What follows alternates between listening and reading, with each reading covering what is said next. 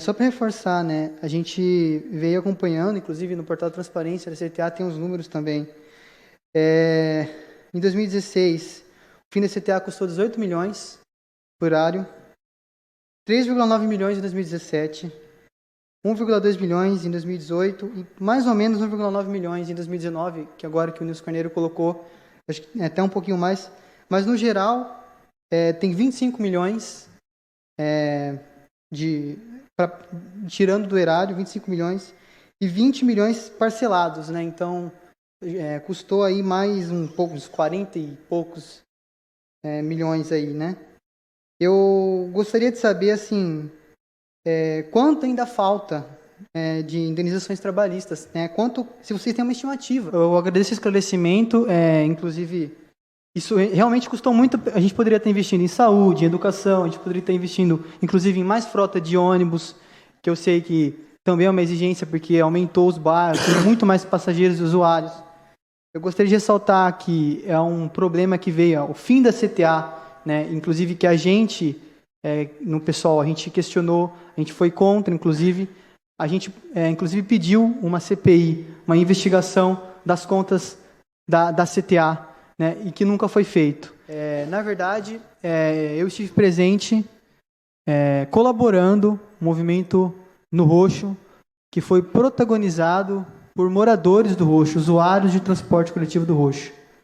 Eles estavam reclamando porque o ônibus tinha parado de passar em todo o bairro. Houveram reuniões, eu não vou nem contar toda a história, e eu vou me alongar muito. Mas a questão que eu quero ressaltar aqui é que foi falado que isso ia mudar, né?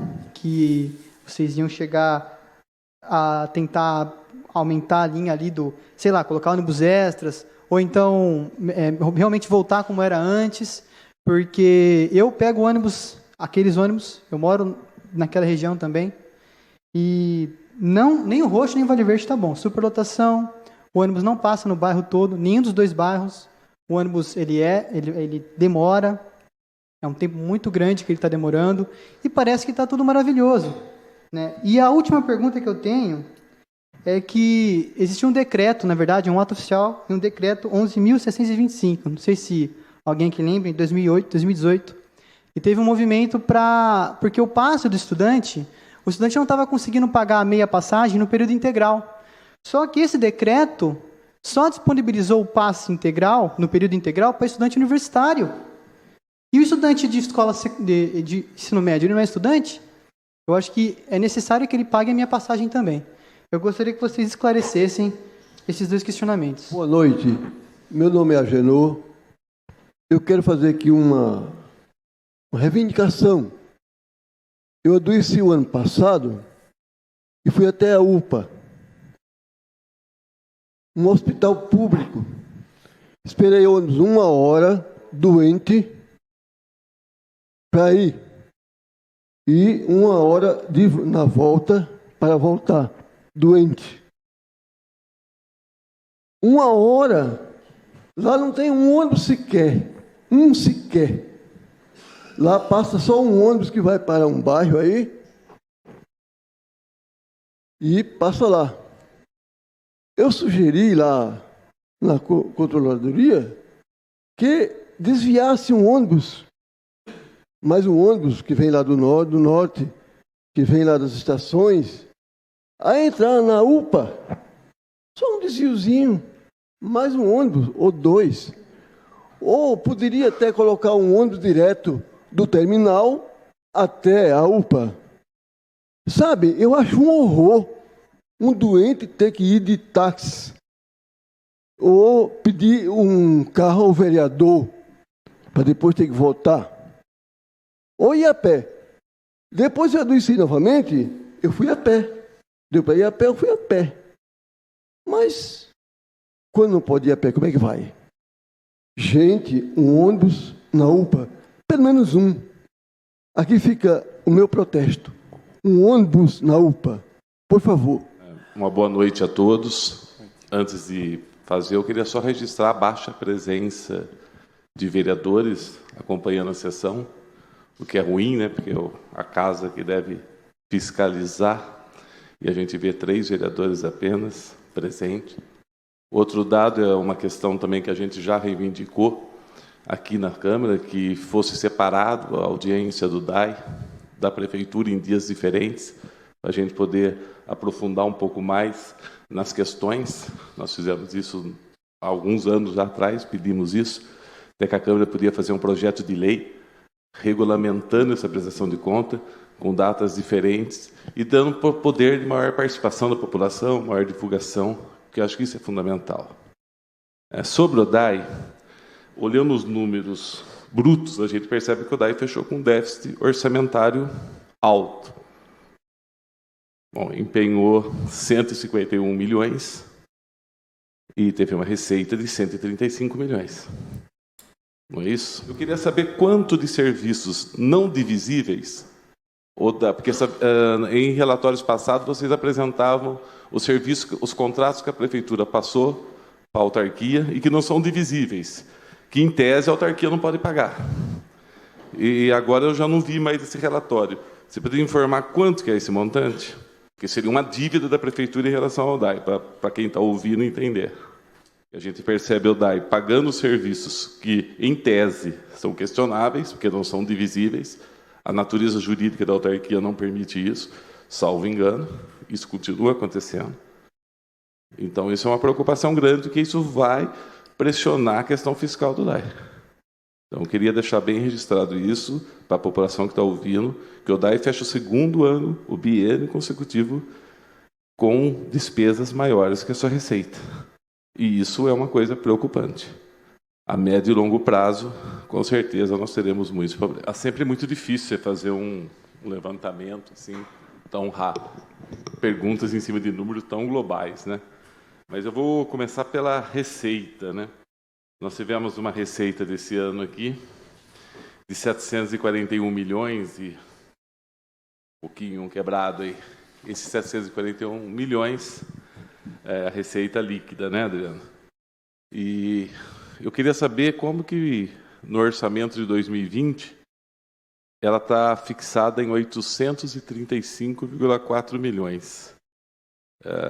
Está com essa previsão desse crescimento em cima de quê? Eu levei até um susto na hora que eu vi o valor da diferença, né?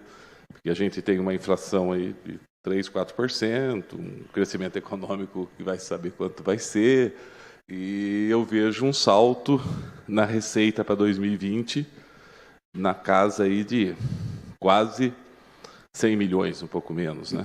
Do efetivamente arrecadado. Está superestimada a receita ou tem algum item aí que para 2020 que isso me assustou um pouco?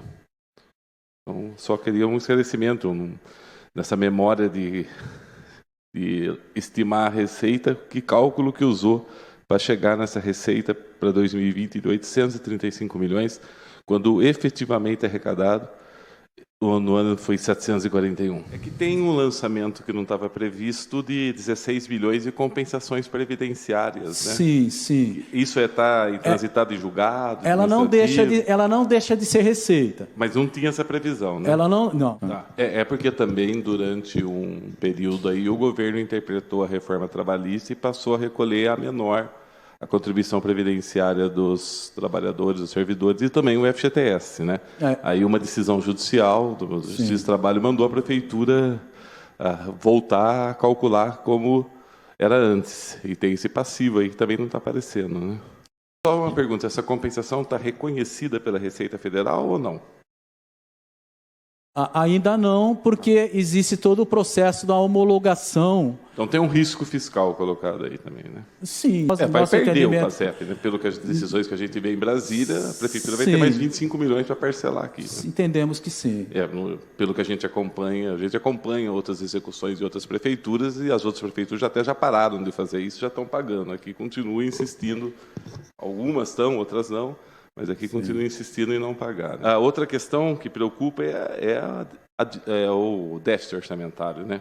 Esse ano aqui o da administração direta, 27,4 milhões, mais a da indireta, que são as transferências para fundações, para a Câmara, ultrapassa 52 milhões o déficit orçamentário desse exercício de 2019, né?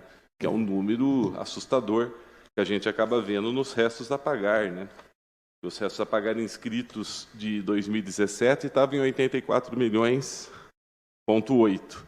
Em 2018 deu um salto para 133 milhões. Em 2019 subiu menos, foi para 147. E nesse ano foi inscrito 197 milhões,9, o que mostra indiretamente um grande endividamento da prefeitura de curto prazo, num valor muito alto se comparado até a outros municípios do mesmo porte. De Araraquara a gente fez algumas comparações, é um número que assusta. Que providência está sendo tomada, já que estamos no último ano de mandato? Pela legislação não pode deixar déficit. Se torna quase impossível, nesse ano, recuperar coisa aí de 120 milhões. Aí. O que se está se pensando, como é que vai trabalhar isso? Porque isso vai encarecendo o custo da prefeitura, né? Porque a gente percebe que o próprio relatório do Tribunal de Contas de 2017 apontou que só de juro para a Receita Federal foi mais de 1 milhão, se não me falha a memória. E nós temos, que a gente sabe que quem trabalha no setor público, que quando você começa a ter muito atraso de pagamento, acaba encarecendo todos os serviços da prefeitura. Isso preocupa muito para o futuro. O endividamento da prefeitura está sem limite. Inclusive, a Câmara Municipal aprova todas as suplementações, aprovou em 2019, excesso da arrecadação que era visível que não teria, né? Então, fica complicado, né? Então, eu manifesto até como cidadão aqui, que o endividamento da prefeitura está batendo num ponto para lá de perigoso. Como que uma empresa ela pode ter um contrato de 103 mil por mês e tem 3 milhões e 900 para receber? Qual é esse contrato? Eikon. Que é de comunicação. Não. A de comunicação é Euroforte. A Eikon, que a gente está conversando até com deputados do PSOL, está em 56 cidades, é incrível como ela não recebe, ela tem todas as nuvens de banco de dados de todos os serviços da cidade, é muito estranho.